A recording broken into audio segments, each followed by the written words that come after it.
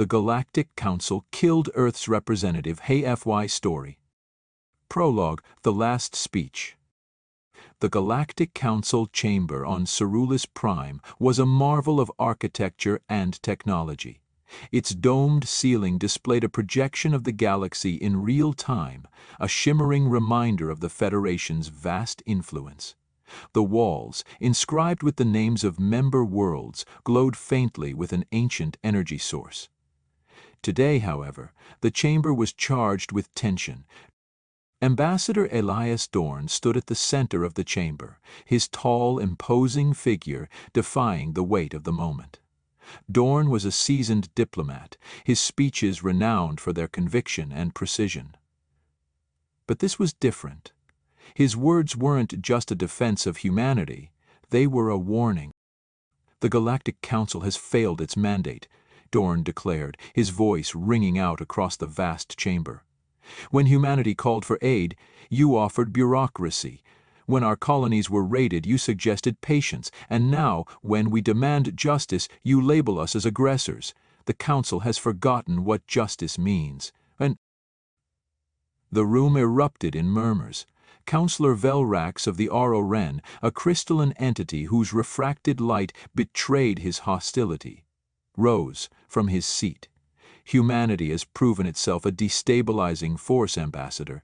Your actions have endangered the fragile balance of the Federation." Dorn's sharp eyes locked on Velrax. "Balance? You mean stagnation? While you debate endlessly, worlds burn. Humanity will not be complicit in your cowardice." The Olive Branch Councillor activated a concealed weapon, its blue energy bolt striking Dorn in the chest. The ambassador fell to the floor, lifeless.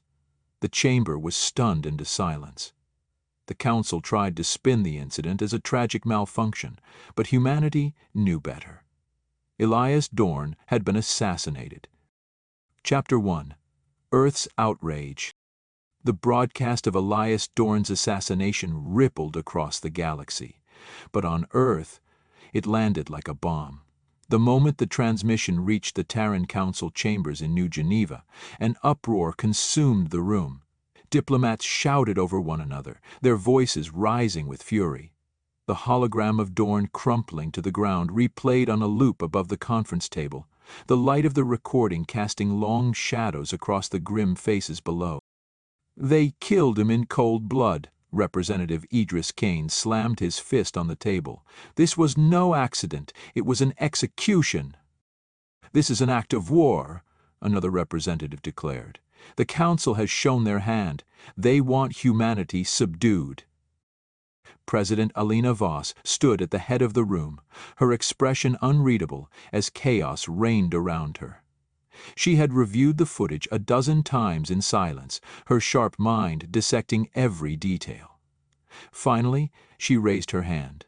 The room fell silent, the weight of her authority undeniable. "This was no accident," she said, her voice steady. "It was a message. The Council is afraid of what humanity has become. They fear our strength, our innovation, our independence. They believe that killing Elias Dorn will break our spirit." She paused, her gaze sweeping across the room. "They are wrong." Across Earth and its colonies, the news of Dorn's death ignited a storm.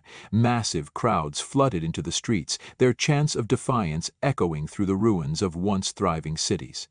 In New Terran Square, where Dorn's speeches had once drawn hopeful throngs, now millions gathered to honor his memory and demand vengeance. Factories were converted to churn out war machines at an unprecedented pace. The Terran Navy, which had been a shadow of its former strength after decades of Federation-imposed restrictions, was resurrected. Recruitment centers overflowed with volunteers, many of whom had lost family or homes to Federation neglect. Humanity was unified as never before. Chapter 2. The Federation's Demand. When the Federation realized the depth of humanity's mobilization, they acted swiftly. Counselor Freylin of the Solrani, a renowned diplomat, was dispatched to Earth with an ultimatum. Humanity must disarm, disband its fleets, and accept Federation sanctions. Resistance would mean war. Freylin's arrival was a spectacle in itself. His Federation cruiser, a vessel of sleek design and shimmering hull plating, descended into Earth's atmosphere, flanked by an escort of heavily armed fighters. The display was meant to intimidate, a silent warning to the Terrans. The meeting between Freylin and Earth's leadership took place in the fortified Terran High Command Complex beneath the Rockies. President Voss, Fleet Admiral Marcus Tyrell, and other key officials greeted the envoy with cold formality. Freylin, his golden robes flowing and his elongated features serene, began with practiced smoothness. "The Galactic Council deeply regrets the unfortunate loss of Ambassador Dorn," Freylin said. "However, humanity's actions since his passing have been disproportionate and destabilizing. The Federation cannot tolerate such aggressive behavior." Admiral Tyrell, a man of few words and sharp instincts, leaned forward. "You mean self-defense?" Freylin's placid mask didn't falter. "The Council understands your grief, but if humanity continues its militarization, the Federation will be forced to act." President Voss's reply was icy. "Your council murdered our representative and abandoned us to the Vorak. Now you demand we stand down? Tell your masters that humanity doesn't bow." Freylin's composure slipped for the first time. "Defiance will lead to annihilation." Voss rose from her seat, her eyes blazing. "Let them come. We'll show them what it means to face humanity." Chapter 3. Preparing for War. Earth became a fortress. Underground bunkers and spaceports buzzed with activity as humanity prepared for the fight of its existence. Factories on Mars churned out weapons, while hidden facilities on Europa constructed massive battle cruisers. Earth's colonies spread across the stars funneled resources and volunteers to the cause. In the asteroid belt, shipyards produced the Resolute Flame, a massive flagship designed for both resilience and firepower. Its hull was a hybrid of human ingenuity and salvaged alien technology, bristling with railguns, missile pods, and experimental energy weapons. Admiral Tyrell, now the supreme commander of humanity's forces, oversaw every detail of its construction. "The Council will underestimate us," Tyrell told his officers during a briefing aboard the Resolute Flame. "They think we're fractured, weak. They'll come expecting surrender. Instead, we'll give them a fight they'll never forget." Meanwhile, Major Kara Jax led a newly formed resistance force on Earth, comprised of veterans, engineers, and even civilians. Her team specialized in sabotage and guerrilla warfare. Their task was to disrupt any Federation incursions into Terran territory, using every trick at their disposal. Jax addressed her squad from a makeshift command center deep beneath the Rocky Mountains. "The Council thinks we'll play by their rules," she said, pacing in front of her troops. "They don't understand that we've spent centuries perfecting the art of survival. When they come, we'll show them what desperation and ingenuity can do." Chapter 4. Humanity's First Strike. The Federation's fleets arrived in the Sol system with the intent to subjugate, not negotiate. Hundreds of ships formed a blockade around Earth, their weapons trained on humanity's cradle. The ultimatum was broadcast across the planet: surrender within 48 hours or face annihilation. Admiral Tyrell's fleet lay hidden in the asteroid belt, scattered among the dense debris.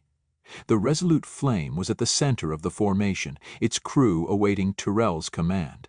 The plan was audacious, bordering on reckless, but it was the only option. "Signal the fleet," Tyrell ordered. "Silent running. We move when the window opens."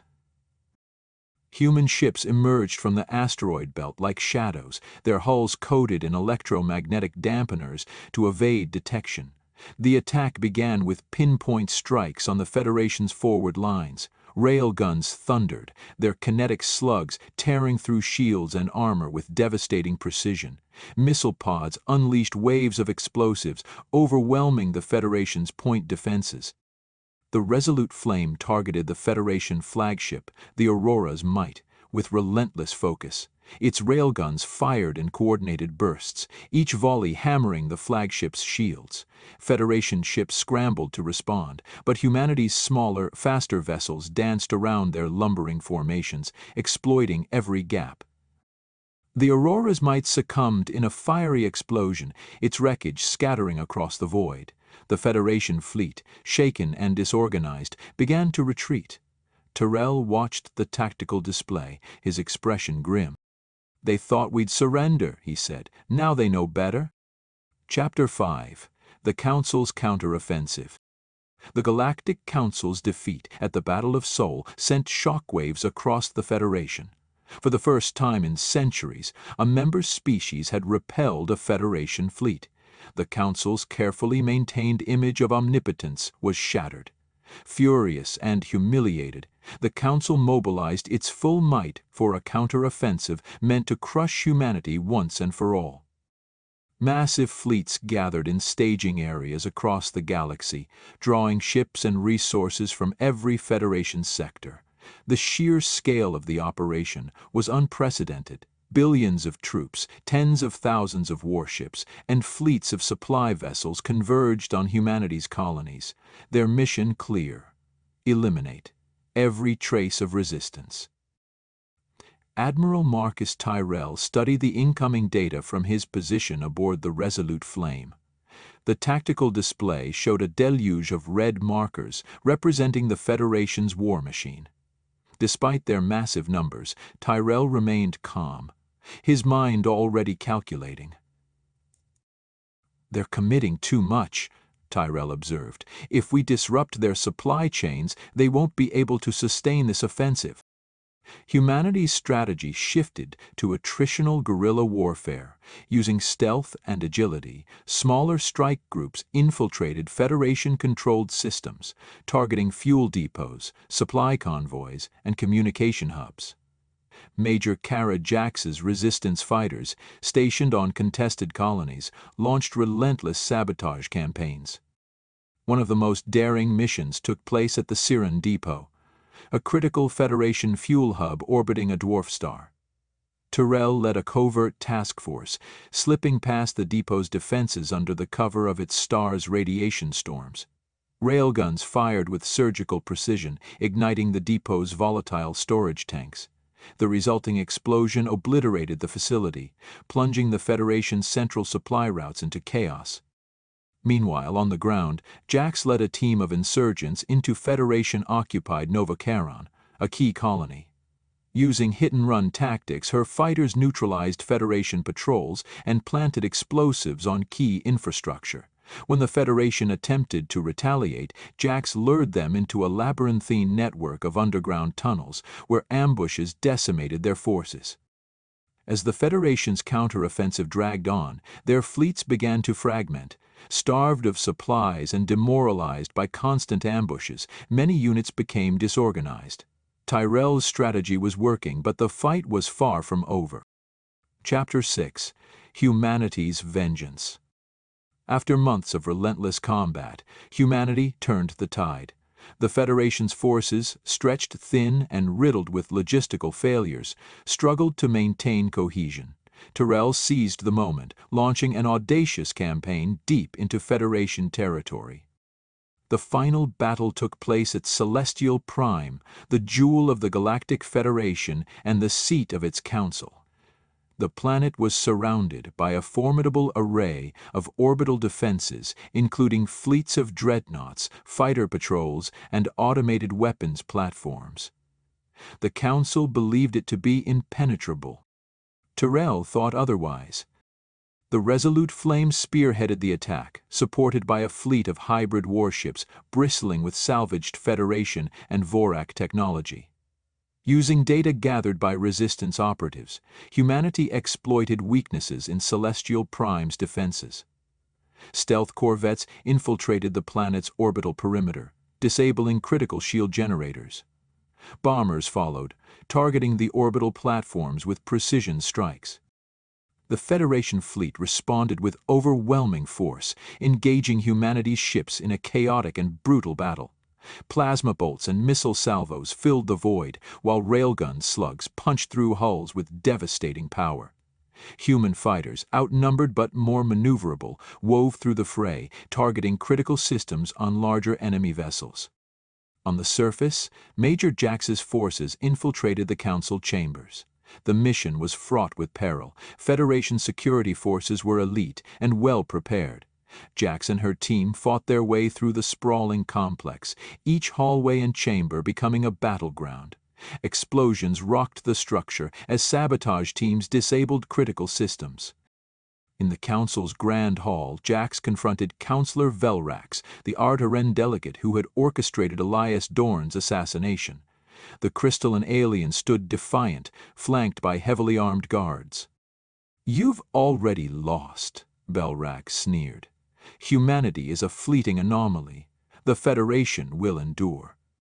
Jax leveled her weapon at him, her expression cold. "The Federation chose to kill an ambassador of peace. You've earned this." The firefight that followed was brutal and personal.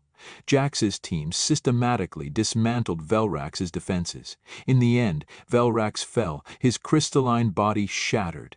The Council chamber was left in ruins, its once pristine walls scorched and bloodied. Above the planet, the resolute flame unleashed its full arsenal, tearing through the remaining Federation fleet. The surviving ships surrendered, their crews unwilling to sacrifice themselves for a lost cause. Epilogue: A New Dawn.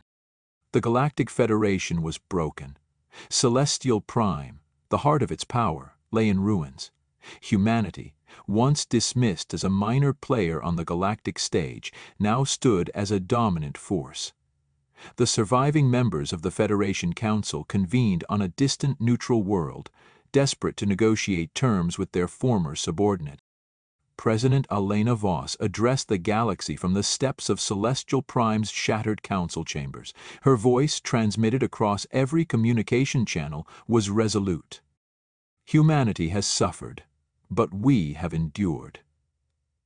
The Federation sought to silence us, to erase us, and to make us kneel. Instead, we have risen stronger. Today we reclaim our place among the stars, not as victims, but as leaders. No species will suffer as we have. The Federation will change, or it will fall." The new order was established. The corrupt Federation leadership was dismantled, replaced by a coalition of species united under humanity's guidance. The Vorak, inspired by humanity's ferocity, sought peace agreements, while countless smaller species rallied behind Earth's banner. Admiral Tyrell stood aboard the resolute flame, gazing at the distant stars. Around him, the fleet prepared for its next mission, not one of war, but of rebuilding.